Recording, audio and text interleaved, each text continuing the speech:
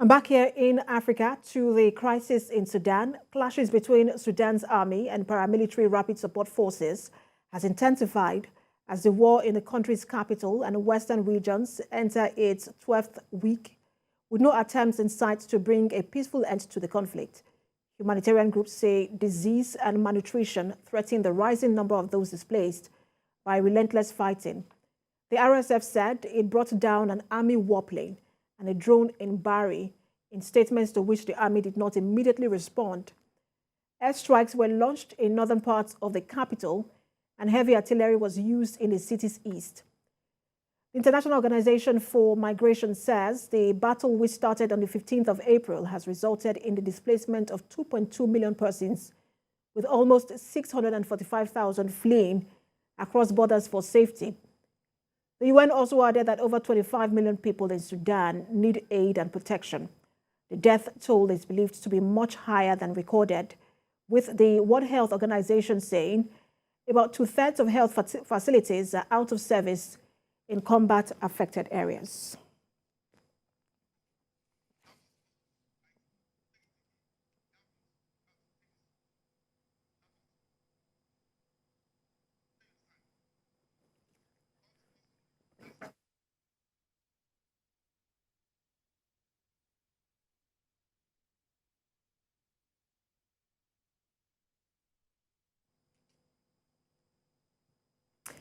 And joining me now to speak on the tensions in Sudan is a professor of international relations and strategic studies, David Awarawo. He joins me virtually. Good to have you join us. Thank you. Good afternoon. Good afternoon, Prof. At this moment, there is no clear leader in Sudan. Those who are saddled with the responsibility of securing the country are now locked in an unending battle. I just wanted to ask you the implication of that.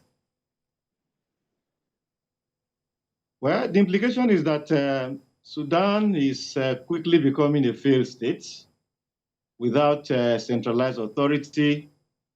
The leader of the country, who is also the leader of the military, is pitched in this violent conflict with this other general who is leading the other group. And one will expect that by now the central force will have gained advantage and crushed, the other side, but that doesn't seem to be the case. I mean, the new fighting yesterday indicates that, the forces seem to still be balanced between, the government and this other group that is taking on the government. And Prof, how concerned are you that some of these terror groups in Sudan, like the Janjaweed, who are Sudanese Arab militia group, they operate in Sudan, and that's particularly in Darfur and Eastern Chad, and as well as other local non-state actors, that they would spread their activities to some other countries in Africa, like Chad? Yeah. There is that possibility, and that is why the way the conflict has gone is very concerning. The group that is taking on the government now actually grew out of the Janjaweed, which was created and supported by Omar el-Bashir in his attempt to suppress the people of Darfur. And now this group has grown so powerful and so strong that it's able to take on the government. Recall that one of their demands is that the government has not done a whole lot of the things they've demanded, including maybe integrating into the military, to them. And the fact that these groups are able to operate across national boundaries makes it concerning. It makes countries around very vulnerable, like you have said. Chad, even spreading to part of West Africa here. That makes it concerning, the fact that it could spread beyond Sudan and become a problem, to a large section of Africa. And Nigeria included in that, in a number of countries that could become susceptible to instability and insecurity arising from this crisis. But Prof, I wanted to ask you, because we know that the US and Saudi led talks to broker an end to this particular war have so far failed. The army in Sudan has also accused Kenya of bias in the mediation attempt by that's East African countries. Do you share hopes of a peaceful resolution to this crisis? Well, it will be resolved peacefully at some point, but from the way things are now, it seems that things will get worse until they get better. This conflict has been a classic case of broken promises and broken agreements, because the Saudis negotiated several times ceasefire. The Americans have also, been involved. Anthony Blinken has, been deeply involved, trying to help to negotiate, to douse tension, and get both sides to, agree to some peace cause and peace agreement. None of this has worked. The ink on which, that is used to sign the various agreements hardly dries up before you hear of escalation of fighting once again. There will be some resolution, but it will appear as if it is when one side gains an upper hand against the other that will compel the other to, some agreement to be reached. For now that power seems to be still fairly balanced, there is no optimism regarding the possibility of, getting a ceasefire. So many questions are rising from this. I wanted to talk to you about the fact that the army has said, look, if Russia, it would be open to Russia or Turkey mediating, but that's one issue. But, on the back of my mind, I'm also thinking of the human rights abuses going on in this war. The RSF especially has been accused of looting and then sexual abuse. Who should be watching and taking account of issues like this? And how do you bring both sides to account, for these human rights abuses?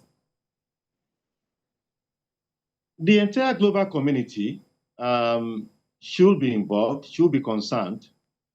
And if we do a bit of historical analysis here of development, you recall that Omar al-Bashir encouraged and supported the Janjaweed, which carried out extensive human rights abuses in Darfur, raping, looting, in fact, including genocide. And Omar al-Bashir was actually, accused of and found guilty of all of this, genocide, crime against humanity, abuse of human rights and all. And for a long time, he couldn't travel to a whole lot of countries. That will be extended now to the RSF. And RSF, of course, grew from Janjaweed. I mean, it was just like a success to Janjaweed, and has operated almost the same pattern that Janjaweed operated, except that it looks stronger and maybe more arms and better organized. The whole international community should be watching. The United Nations, of course, is watching. Other human rights groups are watching. And when the dust of all of this is settled, those who have been involved in committing crimes against humanity, genocide, and all, I'm sure will be brought to justice. The same way that the global community didn't close its eyes to the atrocities of al-Bashir, I'm sure the same thing too will happen to those who are fighting now, especially the leadership of the RSF. And just to, in a minute, get your thoughts on what I raised earlier about the army saying it is open to mediation from Russia and Turkey. And I want to ask you what stake or influence both countries will bring to the table, and if you think that RSF they would exert that same influence over the RSF. Well, Russia and Turkey do have a leverage to the extent that they have some links to some of those leading these groups, and of course the supply of arms and resources and all that, even though that is not clearly admitted, seems to come from some of these countries. So to that extent, they have some leverage in intervening decisively, and that is what is encouraged. What is encouraged is that these countries that have some influence over the major characters in this fight, need to bring their pressure, their influence to bear to bring the conflict to an end. Just look at the figures. 25 million people needing assistance one way or the other. 2.2 million people displaced. 650,000 thereabouts people now refugees. I mean, these are not the kind of things. And of course, reports from all the aid groups and all that shows that the conditions are there. That's why leadership of Turkey, Russia, they have their own problems.